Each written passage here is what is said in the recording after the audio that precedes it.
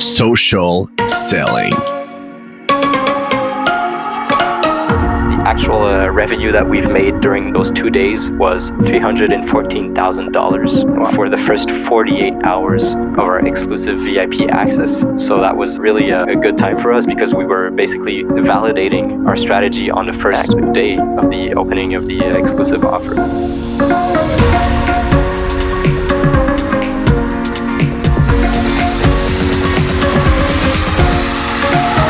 Welcome to the second part of our podcast, uniquely focused on the Black Friday strategy that you need to implement if you want to have success during maybe the most important period of the year if you manage in e-commerce. If you didn't listen to the first part, I encourage you to do it right now. Most of the things that we're going to discuss today are completely related to what we covered in the last episode. After knowing the revenue that you want to achieve and analyzing the right data in your Facebook Ads Manager, we're now at the third step of our strategy where you're going to learn how to leverage the best way possible the Black Friday calendar. With no further ado, the second part of our Black Friday strategy. So what exactly are these other important periods? Well, first you have Black Friday week. I remember we had received a presentation deck from our partner manager at Facebook. And one of the things that was highlighted that really struck us was that 50% of the holiday shopping was completed before Cyber Monday, and that global shoppers bought earlier throughout Black Friday week. So this means you can connect with engaged shoppers way before Black Friday day or Cyber Monday. You shouldn't be afraid to maybe add pre-launches or exclusive accesses to your offers into your whole marketing scheme during the Black Friday week. I think it's important that people understand that Black Friday, it's a day, but if you really think about it, it's almost a complete week. Mm-hmm. It's a complete week, right? It starts on Monday, and then you can do sales on Monday, Tuesday, Wednesday, Thursday in different ways. We'll talk about that a little bit later. Then clearly you have Black Friday weekend, and Cyber Monday. So I think we're using the term Black Friday because that's what everybody knows, right? Mm-hmm. But at the end of the day, it's way more a whole week and even more more than that. Yeah, exactly. Like there's definitely a hype around that whole period, not only that one Black Friday day. And I think if you understand that and you leverage these other periods, other people won't, and it will give you an advantage. It will give you an edge on your competitors for sure. The other period that I'm talking about also is simply put November. So the whole of pre-Black Friday. This really has to do with expanding and warming up your audiences. So at that point, we knew we had to focus on building our audiences before the main happening. And the first few weeks of November became crucial in our strategy. That period would allow us to have people opt in and strongly consider our products. And since Black Friday gets so much hype and attention, people are considering what they'll end up buying way before the deals come out. And again, if you use that, you understand that, you'll have an edge on your rivals. And it's a great time to engage with your audience and let them know what you're planning, basically. It'll further hype them up. And when the day comes, they won't hesitate to click on that order button for sure. They know what they'll order before even hopping on your website.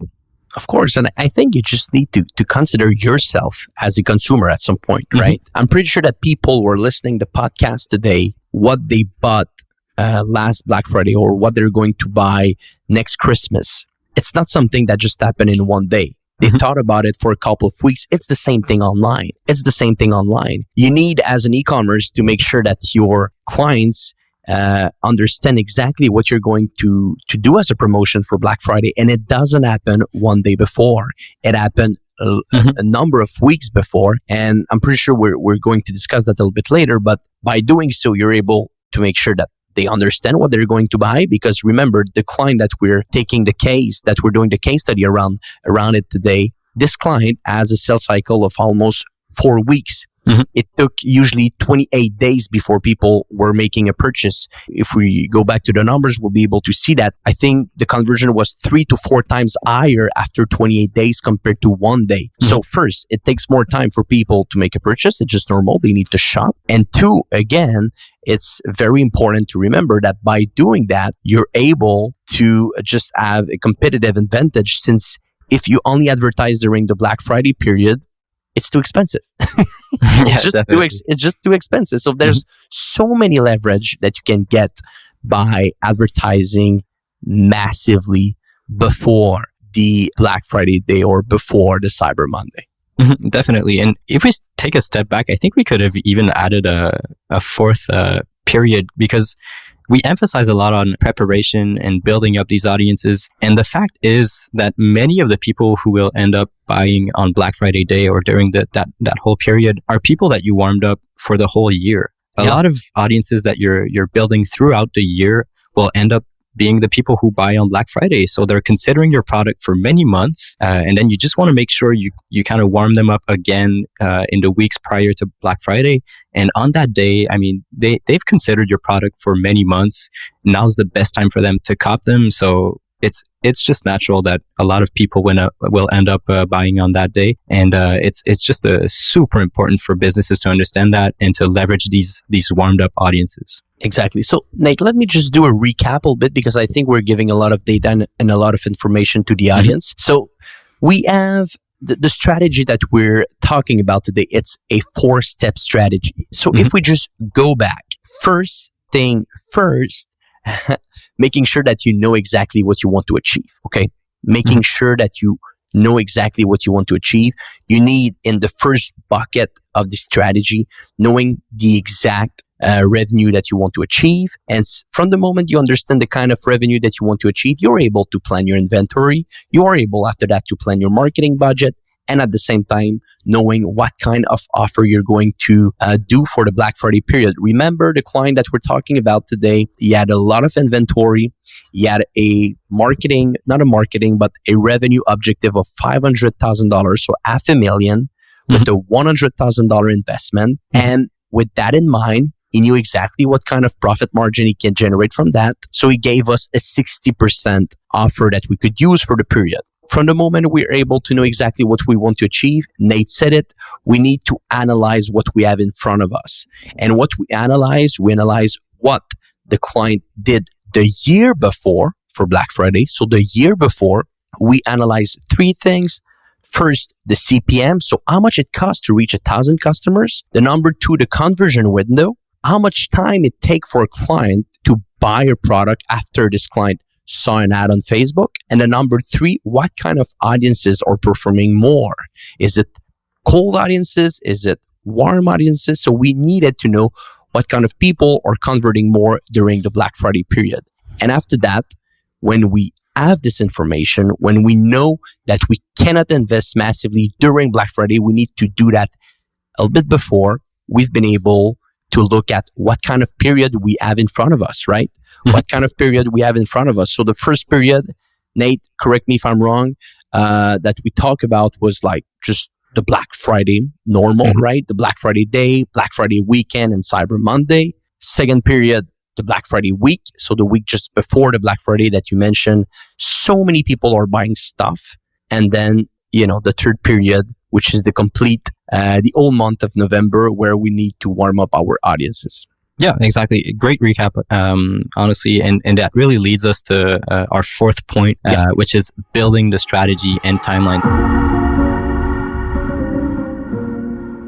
So once we understood everything in terms of the base for our strategy, which was really that we needed to emphasize on the warming up of the audiences, focusing a lot on audience expansion, building audiences before the Black Friday itself. So we needed to invest a whole lot of money during November, before Black Friday week, before Black Friday itself. And so we decided to segment our strategy into 2 main phases that had very distinct goals. So phase number 1 was building momentum. So it was really meant just for that. That would last from November 1st through November 26th. And then phase number 2 would be revenue maximization. So that would last from November 27th to December 2nd.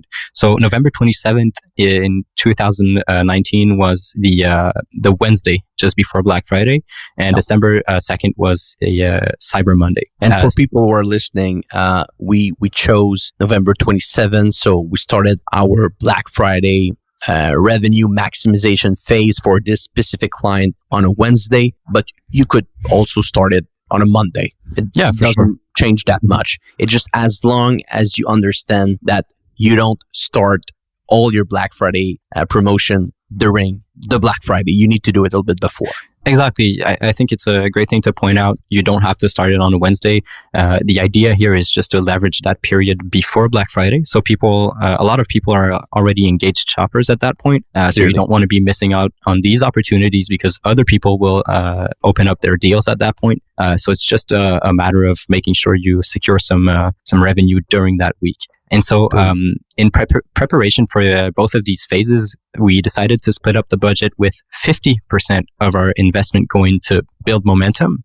So 50% of the whole $100,000 that we were given was meant just to warm up and build audiences. 40% of our budget was going to maximize our sales. So the campaigns that we were going to run from November 27th to December 2nd. And then we also had this 10% buffer that we kept in case we just understood anything from the data that we would get in the first couple of weeks. And we just had this little buffer to make sure we could use some opportunities if data indicated anything relevant. And so it's always important to have a buffer, right? If you don't have a buffer, because at some point maybe you'll be like, hey, I think I could invest more during the revenue maximization phase, or hey, since the CPM is way cheaper than I thought for the whole month of November, let me just invest $10,000 more to warm up my audience a little bit more. So always keep in mind, you said 10% here for a buffer. Is it something that for any other campaigns you would recommend for people who are listening today to keep in mind? At 10% of your budget as a buffer? Yeah, I think if you're planning a promotion or something like Black Friday, which lasts many weeks, I think it's always great to have a little bit of security. For instance, if you, after a week of doing your preparation campaigns, your momentum building campaigns, you realize that your cost per lead is super low right now. You're getting tons of engagement on that campaign. Costs per lead are very low, and you usually have a lot of success in your marketing emails. Well, having that 10% buffer, it's just a great opportunity for you to invest a little bit more in that campaign. And it will probably increase your chances of maximizing your revenue down the road. So I think it's whenever you're planning a promotion on several weeks, it's always a good idea to have a little bit of a buffer, for sure. Interesting. And we also decided to segment the offer. In order to build additional momentum and create further engagement with specific audiences, we decided to segment our offer to, again, leverage that period before Black Friday. So we decided to have a VIP offer, which was a 48-hour exclusive access to our Black Friday sales. So that was the offer that was meant for the Wednesday and Thursday just before Black Friday. And then we had our Black Friday broad offer, basically super simple and easy to communicate. As we pointed out earlier, 60% off everything on the website. And again, I think it's super important to have a clear offer. It helps with conversions because it prevents people from having doubts on whether or not the product they're interested in is actually discounted, or if the discount you're promoting on your website will actually apply on their cart. So you want to make sure that your offer is super clear, concise, and easy to understand. That's absolutely, you should definitely think about that when you decide on your offer. Don't overdo it. I think it's just like a lot of people will tend to want to separate their discount between different collections, different amounts of product, or amounts of how much it costs in their cart. And I think it's just a bad idea to have a promotion like that's not super easy to understand for the customer. It will just basically down the road, it will prevent you from converting a lot of people because they're just confused. Because I think people need to remember one thing. If you're an e-commerce, if you're a brand and you're advertising during Black Friday, remember one thing. You are not the only one. You are not the only one. So your client, the consumer that you're looking for, that you want to sell your product to this person, will also see ads from other companies. This person will also see ads from your competitors. So if your offer is super complicated, how this person will do his or her choice, right? It will be almost impossible. So if you can make your offer very, very simple, here what I like is I see that you had a specific offer during the week, which is the VIP offer that I'm pretty sure you're going to talk, and an offer for Black Friday. It's really simple, right? You have one message. You can create different iterations around this message with different ad formats like videos, fixed images, carousels, and then at least it's always the same thing. So people remember exactly what you're trying to achieve compared to other companies that sometimes will do 25 different offers on their website during the Black Friday period. It's impossible to remember what they're offering. And I'm pretty sure that by making more, you're going to generate less. For sure. I'd be curious to have a study on that made by Facebook or Shopify. I'm pretty sure it negatively affects the conversions to have a more complicated offer. The clients that generated the most last year with us for Black Friday were the clients that had the same, an offer very, very simple to understand. So clearly it's something that we'll keep in mind again for Black Friday 2020. Definitely. So let's take a look at the specific campaigns that we built out for each phase of our strategy. So for phase 1, building momentum, we had 3 main campaigns. First one was the warm-up campaigns. So these were related to our broad offer. So they weren't specifically made for the VIP offers. It was just basically they were traffic campaigns, and we were literally telling people what our Black Friday offer was going to be. We told them to come visit our website, shop different products and collections, and we told them that these products would be 60% off during Black Friday. So basically we were telling people, don't shop. Well, come and shop right now. Just but don't buy. Engage with the products. Don't buy right now. These products will be 60% off in 14 days from now. And we had a timer on the website as well. And so the idea behind this campaign was to build momentum. It was to warm up these audiences, have people consider the products, make decisions, shop, add some stuff to their cart, add some stuff to their wish list, and just the idea was to leverage the fact that at that point it was inexpensive to have people come on the website, and that these people would remember our brand, remember the product, and it would increase the chances that they convert during Black Friday. So and remember the reason why we're doing that. We remember that it takes a couple of weeks for the client to convert. It's not a 24-hour day thing. It's not. It will not only happen in one day. It took us. We mentioned the numbers earlier.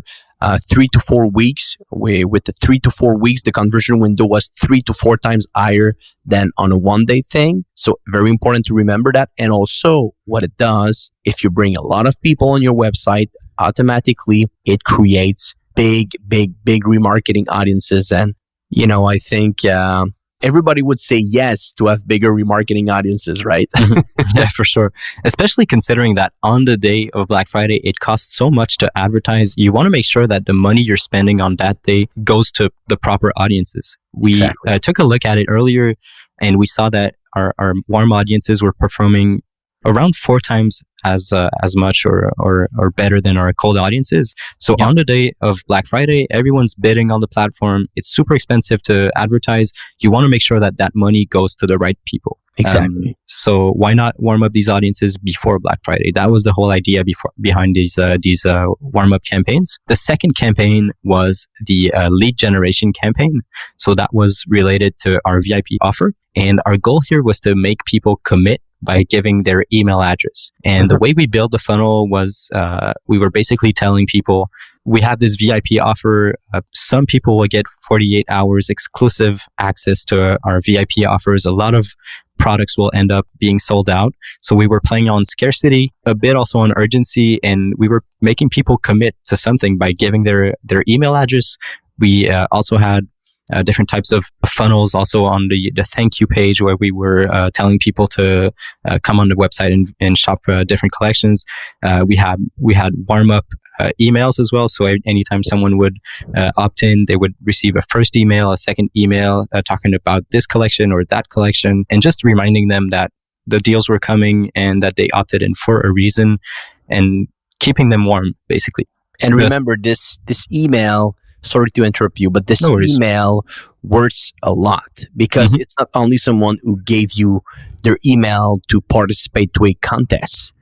We mentioned it earlier. We were doing a VIP offer starting November 27th. So I think it was on Wednesday. If you want to be on this VIP offer, you need to give us your email. So the point I'm trying to make here is, clearly this email, the person who's giving you this email has a big purchase intent. right? You're clearly telling us that you want to receive the offer before everyone. So it means a lot. It means that this email works a lot. So I guess maybe that's one of the conclusions that we made. But knowing what we know now, I think we should have invested a bit more on this campaign. Yeah, for sure. We'll talk about the results a bit further on, but yeah, definitely, I think we could have added a few extra thousands on that campaign for sure.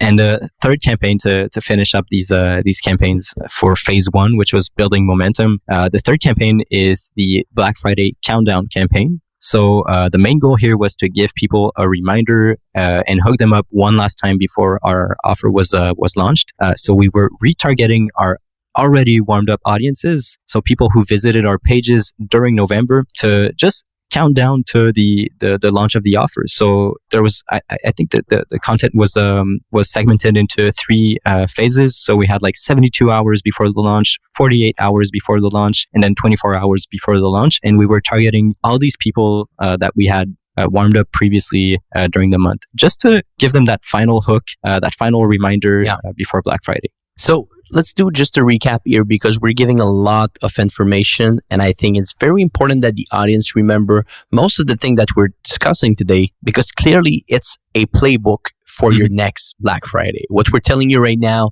most of the information that we're providing today, it's information that we're going to use again for Black Friday 2020, with maybe new strategies that we learned during the year, but basically the foundation will stay the same. So we were talking that we have different phases before Black Friday. The phase number one was, we called it building momentum, from November 1st, 2019 through November 26th, 2019. So just before the Black Friday week. And then the second phase, the revenue maximization. So November 27th to December 2nd. Okay.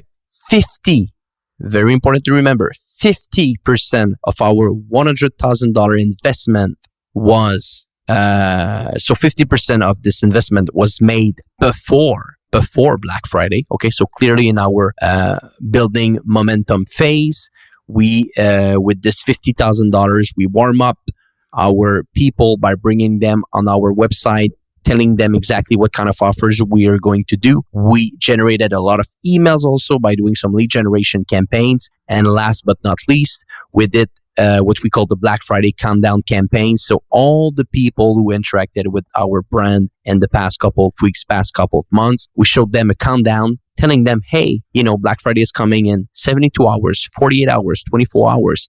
Be ready. Okay. So $50,000. And Nate, can you tell me how much money we made with $50,000 from November 1st to November 26th? I remember it's not a lot, right? No, I can't remember exactly the amount of money in terms of conversions, but I do remember that the ROAS was sitting at below 0.2 for the whole month of November. It was crazy. We didn't see any. I don't remember if we were generating sales, but if we were generating sales, maybe we generated. Yeah, hardly. So maybe $1,000 for the whole month of November. Yeah. It was a stressful time, and we'll take a look at the results in a few minutes. But you'll end up seeing that the ROAS actually shot up for I don't know, even like probably 30 times as much as it was during that period, because the way Facebook works is it will actually give the conversion to a click that might have happened during that phase. But yeah, definitely for the whole month of November, we were looking at the data on the ads manager, recognizing that we weren't doing any sales. The ROAS was like 0.2 or hardly above that. It was nothing. And yeah, it was pretty stressful. But as we mentioned in our kind of recap at the beginning, there's like this fifth step, which is hold your breath and stick to the strategy. To the There were good reasons why we were building the strategy that way and investing so much money before Black Friday. It was backed up by data, so we were still confident. It was scary, but we were confident for sure. So you're going to tell us a little bit the phase 2 revenue maximization, but before we talk about these different offers, let's agree on one thing. Maybe we didn't generate a lot of money from November 1st to November 26th. Remember, we invested $50,000, and like Nate mentioned it, hardly we saw transaction on the back end on the website of the client. Mm-hmm. But our remarketing audiences became so big, huge. like it was huge remarketing audiences, bigger than we've ever seen, I think, right? Yeah, they were sitting at tens of thousands of people, and that whole strategy was also backed by maths. What I mean by that is we understood that if we were able to invest, for instance, 50% of our budget, we would probably end up building audiences that would amount to 100,000 people. And by knowing the CPM, or approximately what the CPM would be during Black Friday, we understood that by keeping $40,000 of our budget for the Black Friday revenue maximization phase, we would probably be able to have a view frequency of around 10 for these warmed up audiences during the Black Friday period. So we were building great audiences that had tens of thousands of people in them, and we were also confident that we had still the budget to make sure that everyone during Black Friday would end up seeing our ads, and so that was really comforting in a lot of ways. We had the math behind it, and as the month went, we became even more confident because the audiences were large, and we knew we still had the money to make sure that everyone would end up seeing our ads. So it was something. Yeah, it was very interesting. I agree. So let's talk about the specific campaigns for phase 2, which is revenue maximization. So first one was the VIP exclusive offer that we spoke about. In terms of conversions, what we had to help with that was mostly emails. So we had a series of different email campaigns meant for this audience. We had a specific promo code for this audience that was meant to be used in order to apply that 60% off for the VIP exclusive 48-hour offer. Because you have to remember that also during that time, we were still sending people on the website, and you want to make sure that these people don't get that 60% off exclusive offer during Wednesday and Thursday. So we had emails with a promo code, but we also had specifically targeted campaigns. And what I mean by that is that we also made sure that we backed up the emails by having campaigns on the ads manager, which were only meant to target leads that we generated during the month. And we were reminding them that today was the 48-hour launch offer. Mm-hmm. And we'll take a look at the results we got for this specific campaign in a few minutes. But well, actually, I can pull them out right now. So for that specific campaign, because I think it's important for people to understand that whenever you're generating leads for a whole month for a promotion, I think it's definitely important to also target these people on Facebook. So if you're generating leads for 20 days and you have a 2-day offer for these people, you want to make sure that one, you send them the emails for sure, but also you need to remind them that the promo is on Facebook, so on their devices, because not everyone's gonna open the emails. Mm-hmm. So you want to make sure that you have a second way to make these people know that the offer is launched. And so we invested $1,000 on that campaign, and it actually generated over $25K of revenue. Wow. For a ROAS of 33 for that one campaign. That was really something. So that was the first campaign, definitely the first campaign, and also the first email campaigns that we had for our revenue maximization. The second one was the broad Black Friday and Black Friday weekend campaigns. We had different content for each period. We were playing a lot on scarcity, using our retargeting audiences. At that point, we were telling people that a lot of product had already sold out during the VIP offer. Which was true. A lot of product would end up being sold out during the first day of Black Friday. So we were playing on scarcity and having content really adapted for each period, and also for Cyber Monday as well.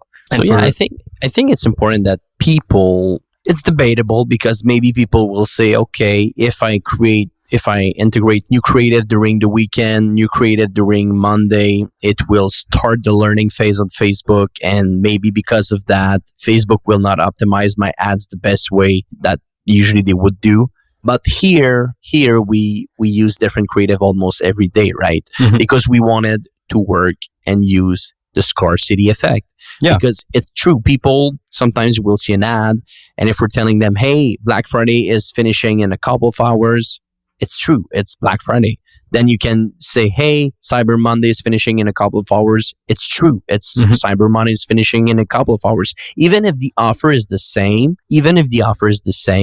these events are so important. People know these events so much that you can work with different creatives and use a scarcity effect. It worked out very well here, but maybe in other time it can be a bit against you because of the learning phase of Facebook. Yeah, I think it definitely depends a lot on the budget you're allocating to each day. You have to remember that for the system to exit the learning phase, it just requires 50 conversions.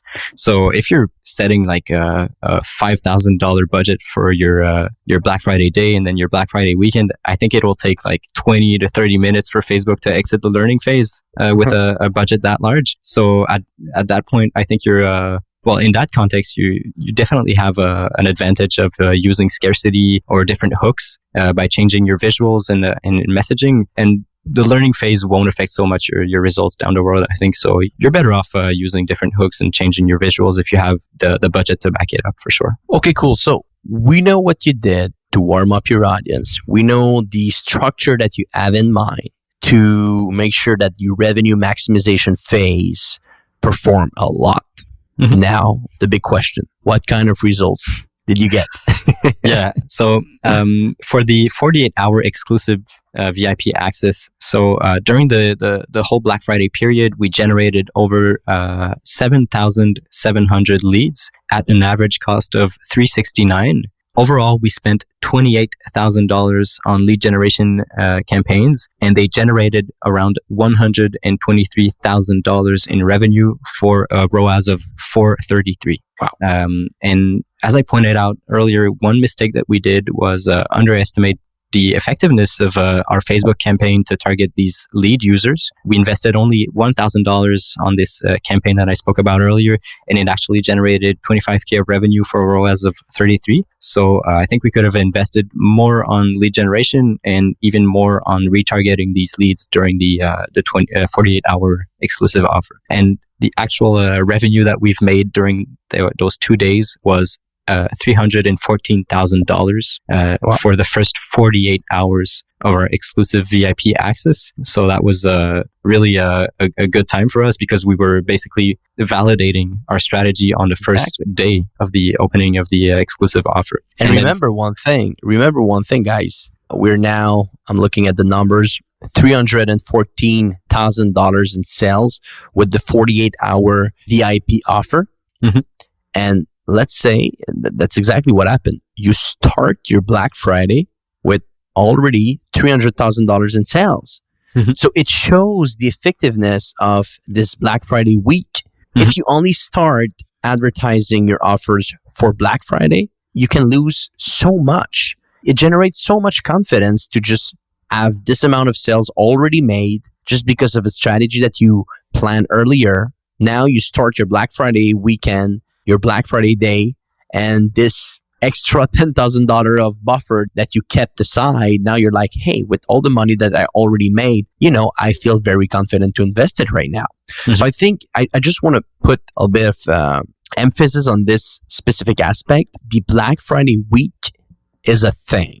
It's a thing because with $28,000 invested in lead generation and $1,000 invested in remarketing, and after that, only with email marketing campaigns, we generated over $300,000 in sales. And all of this money, it wouldn't have been possible without this strategy for the Black Friday week. So I think it's important that people who are listening today remember how important this period is if you want to generate a lot of success here. Yeah, absolutely. And then following up on that, for the Black Friday day and Black Friday weekend, we generated $329,000. And then for Cyber Monday, $35,000. And at that point, I think we had already sold out many of the products. So that's one of the reasons why it shot down like that. But in total, we invested $100,000 throughout the period and generated $678,000 during this 6 day of revenue maximization. So that's a ROAS of 6.78. And just following up on the what we pointed out earlier, that throughout the month we had a ROAS of like 0.2 or something like that. And then if we take a look at it today, that ROAS actually goes up to almost 3, so 2.92. Looking at the 28-day conversion window. So that, again, really validates our strategy of investing so much money before Black Friday and making sure that the traffic was coming on the website. We were warming up audiences, creating engagement, and those audiences ended up being the ones that converted during our revenue maximization phase. That's the thing that people need to remember today. Hold your breath, right? Because 0.2, I'm looking at the numbers right now. It can be stressful to invest so much money and not generate anything. But if your strategy is well planned, if your remarketing audience are becoming bigger and bigger and bigger, if just stick to the strategy, because it means that you're doing something good. It means that you're doing something good. If you're able to look at your cost per view content, your cost per add to cart, your cost per email, which are the most important metric to look when you're building momentum, you will know just by looking at these numbers if they're good, if they are better than the benchmark that you add. You will know that it will be fine at the end, right? It will be fine at the end. But on the other end, if your metrics are not great, if your numbers are not great, maybe rethink a bit the strategy. But overall, I think you need to stick to the plan if everything was validated with data before you launch your campaigns. Yeah, exactly. It's a matter of having a data-driven strategy and making sure the data that you're using will be aligned with your strategy down the road. And I think it's safe to say that, honestly, I think if we hadn't done that 50% of investment before Black Friday, we definitely would have never gotten these types of results. Impossible. Because we would have ended up spending way too much money on like Black Friday week and Black Friday day, Black Friday weekend, and leading up to Cyber Monday. And there's no way we would have maximized our revenue the way we did with that strategy. So yeah, I think it's safe to say that it was a good idea. Yeah. Okay, cool. Nate, thank you very much for your time today. Again, this strategy will be in the notes of the podcast. I think people should remember this foundation, right? And let me just bring it back again. First, knowing your objective, your revenue. After that, from the moment you know your revenue, you'll be able to plan your marketing budget, your offers. With that in mind, you'll be able to order the right amount of inventory, right? Because so many times it happens, people, they're just, they're, like I mentioned it earlier, Cyber Monday app arrives and then they're already out of stock just because Black Friday was so good for them. Making sure that from the moment your planning is done, you analyze the right data. Here, you can analyze more data than that, but here, the three main things that we looked at was the CPM, so the cost to reach 1,000 people on Facebook, how long it takes for a customer to convert, so what we call the conversion window, and the last thing that we took a closer look was the audiences that were converting more. Knowing that after that, you need to make sure that you understand what kind of different phases you have when you're doing a Black Friday. So Black Friday is not a one-day thing, right? It's also during you have the Black Friday, but you also have the Black Friday weekend. You have the Cyber Monday. You have the Black Friday week, which is so important. We mentioned it earlier. We generated, I think, more than 50% of our sales during this Black Friday week. So it's important to keep that in mind. And also, again, the other and the fourth phase that's very, very important to remember is the whole month of November is there. And maybe at some point, even October, to warm up your audiences. And from the moment this is done, you just invest your money the best way you can. And here we did 50% of our budget was for the whole month of November before the Black Friday. And another 50% of our budget was during the Black Friday weekend, Black Friday weekend. And all of this, 100K in investment, 678K in revenue. And I guess next year it will be times 5, right? That's what we expect. That's what we expect. Great. Okay, so Nate, anything else to mention before I let you go? No, I think your recap was great and on point. Okay, great. So thank you very much, everyone who listened to the episode today, and see you soon for a new episode of Social Selling.